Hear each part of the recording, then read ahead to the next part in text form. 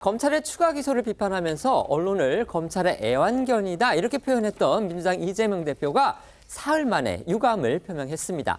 하지만 이게 사과인지 아닌지 어딘가 좀 애매한 이 대표의 글, 오히려 논란을 키우는 또 모양새인데요. 우선 어제 이 대표의 SNS에 올라온 글부터 소개해 주시죠. 네, 어제 이재명 대표는요, 이 언론을 검찰의 애완견으로 표현한 이 자신의 발언에 대해서 언론 전체에 대한 비판으로 오해하게 했다면 저의 부족함 탓이며 유감스럽게 생각한다라고 밝혔습니다.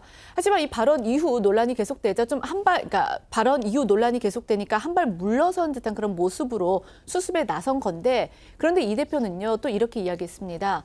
이 대다수 언론인이 감시견으로서 진실과 정의를 찾기 위해 노력하고 있고 민주주의를 지키는 정론 집필에 늘 감사한 마음이다라면서도 일부 언론의 애완견 행태 비판을 전체 언론에 대한 근거 없고 부당한 비판인 양 변질시키는 것도 매우 안타깝다라면서 이 언론에 대한 지적을 이어갔습니다. 그러면서 이 언론에 대한 신뢰가 낮아지는 이유가 무엇인지 성찰하는 기회가 되길 바란다라고도 했습니다. 이재명 대표는 특히요, 이 검찰과 법원을 취재하는 이른바 이제 법조 출입 기자들에 대해서 아주 노골적으로 반감을 드러냈습니다.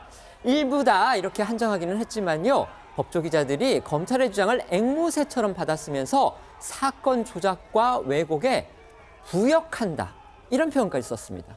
네, 검찰에 추가 기소된 대북 송금 관련 수사 보도에 대한 불만을 이야기하면서였는데요.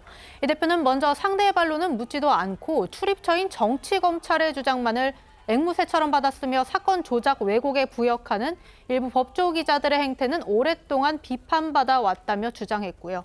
이어 쌍방울이 북한에 보낸 돈이 방북용 송금이라는 검찰 주장을 베꼈으면서 주가 조작용 송금이라는 국정원 비밀보고서는 외면하는 것이 공정한 보도일 수는 없다. 핵심 증인인 안부수 회장에 대한 매수와 진술 번복 정황이 드러나도 대다수 검찰 출입 기자들은 이를 외면한다고 주장했습니다. 그러니까 이 대표의 말은 검찰이 조작한 쌍방울 대북 송금 사건에 이 법조 기자들이 동조했다. 한마디로 검찰과 검찰을 취재하는 기자들이 한통속이다. 지금 이런 뜻으로 들립니다. 법조 취재 기자들로서는 할 말이 적지 않을 듯 싶은데요. 이러니까 이 대표가 정말로 사과할 생각이 있어서 유감을 표한 건지 의문이 든다. 이런 지적 나오고 있습니다.